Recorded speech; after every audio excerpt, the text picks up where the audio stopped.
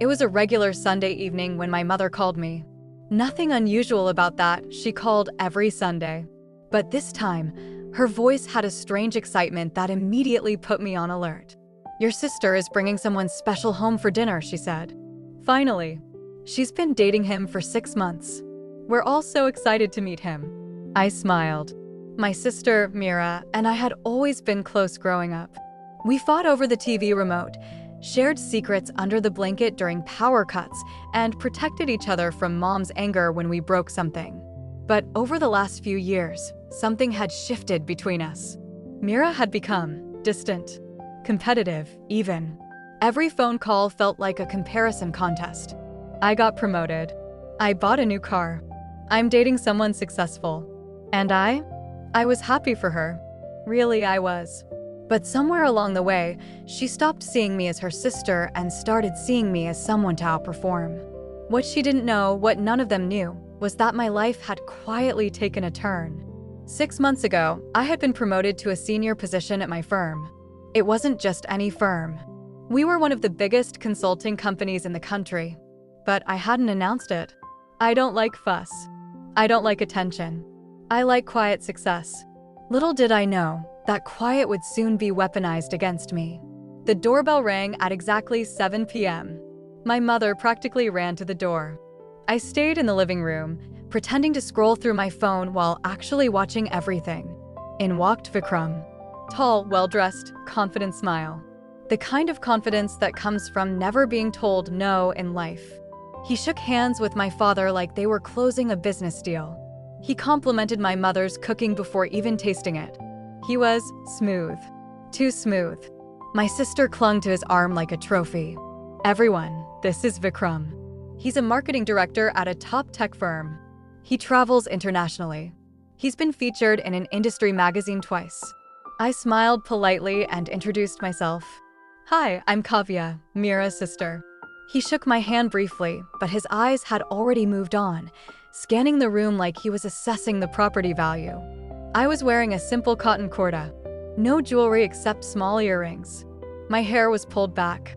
I looked like what I wanted to be that evening, invisible. Just another family member at the table. But Vikram's gaze told me he had already categorized me, the less successful sibling. We sat down for dinner. My mother had gone all out paneer dal makhni, naan, the works. The table looked beautiful. Candles flickered. For a moment, it felt warm. It felt like family. That moment lasted exactly 20 minutes. Dinner was going well. Vikram talked about his work, his travels, his achievements. My parents nodded proudly. My sister glowed. I quietly ate my food, occasionally smiling, occasionally asking polite questions. Then came the question I was dreading. Vikram turned to me with that practiced smile. "So, Kavya, what do you do?" Before I could answer, my sister jumped in. "Oh, she's between jobs right now. Freelancing here and there." I felt my jaw tighten. Between jobs made it sound like I was unemployed. The truth was, I had left my previous company for a better position and had taken a month off before starting. A planned break. A luxury I had earned. But Vikram latched onto it. "Unemployed? That's brave. At your age, I couldn't imagine not having a steady income. But hey, everyone's path is different, right?" He said it with a smile, but his eyes had no warmth. They were enjoying this. My father cleared his throat. "She's looking for opportunities. It's a tough market." He was trying to defend me, but his voice sounded embarrassed. Like my existence was something to apologize for. Vikram leaned forward. "You know, my company is hiring. Entry-level positions. Customer support. It's not glamorous, but it's a paycheck. I could put in a word." He said it like he was offering me a gift. Like I should be grateful. My sister laughed. Actually laughed. "Vikram, that's so generous of you." My mother smiled nervously. My father looked at his plate. And I just smiled. "Thank you," I said quietly. "I'll keep that in mind." Vikram nodded, satisfied that he had done his good deed for the day. He turned back to my sister and continued his stories. But I noticed something. Every few minutes, he would glance at me with a small smirk, like he was reminding me of my place. What Vikram didn't know was that I was listening carefully.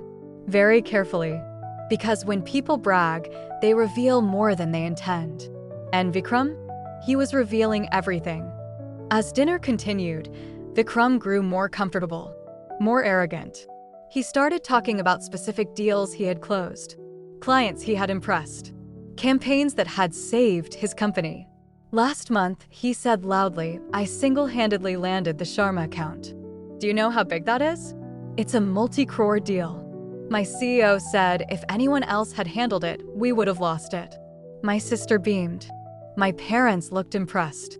I raised an eyebrow. You see, I knew about the Sharma account.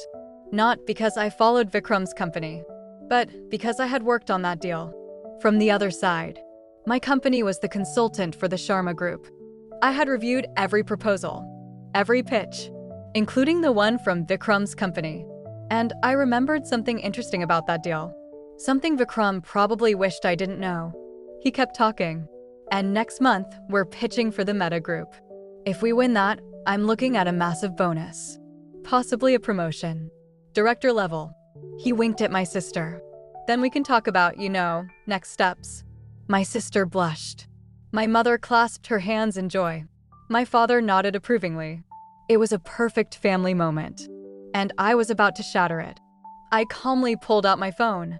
Not in a dramatic way. Just casually. Like I was checking a message. Vikram noticed. Work stuff, he asked with a smirk. Oh wait, you don't have work. Sorry. He chuckled at his own joke. I smiled. And typed. I opened my work email, the one with my official title in the signature. I scrolled through recent correspondence. And there it was. An email chain about the Meta Group pitch, with Vikram's name mentioned. Not in a good way. Vikram was mid-sentence when I looked up. Vikram, I said softly. He stopped.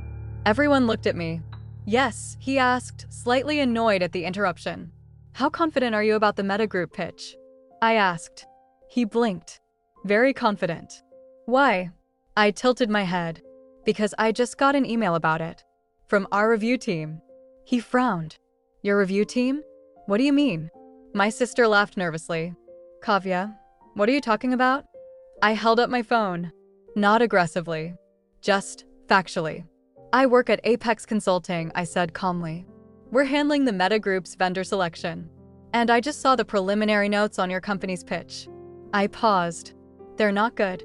The silence was deafening. Vikram's face went through several emotions in 5 seconds.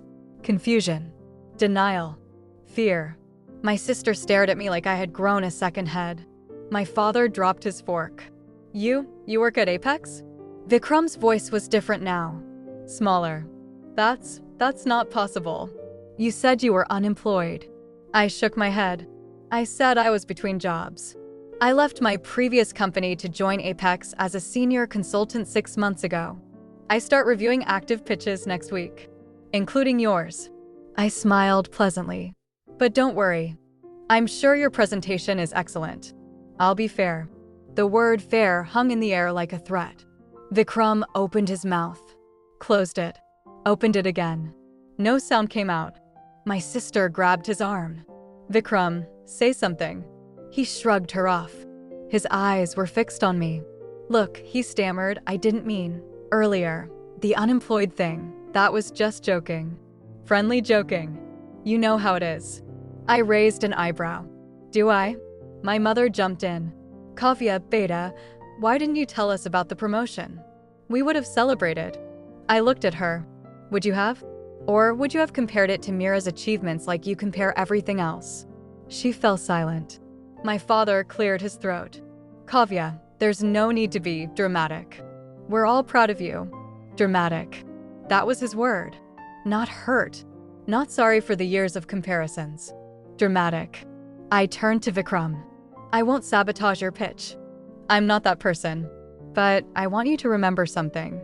The next time you sit at someone's table and mock them, remember that you have no idea who they really are. He left within 10 minutes. Made some excuse about an early meeting. My sister followed him out, shooting me a look of pure venom. The door closed. And suddenly, it was just me and my parents in uncomfortable silence. That was 3 weeks ago. My sister hasn't called me since. Vikram's company did submit their pitch. I wasn't on the review panel. I requested to be recused due to conflict of interest. Professionalism matters. But I heard through colleagues that their presentation was underwhelming. Apparently, the lead presenter seemed nervous, distracted. They lost the pitch. Badly. My mother calls me now with a different tone. More careful. More respectful. My father still doesn't know what to say. But that's okay. I didn't do this for them. I did it for myself. For the version of me who sat at that table and smiled while being mocked. For every time I stayed quiet to keep the peace. For every achievement I downplayed so others wouldn't feel threatened. Sometimes, the best revenge isn't loud. It isn't angry. It's simply letting people reveal who they are, and then quietly showing them who you are. Would you have revealed the truth sooner? Or would you have let them dig their own grave like I did? Comment below and let me know. If you enjoyed this story, hit that subscribe button. Share it with someone who needs to remember their worth. And remember, the world may underestimate you, but that just means your reveal will be that much sweeter. Subscribe for more revenge stories.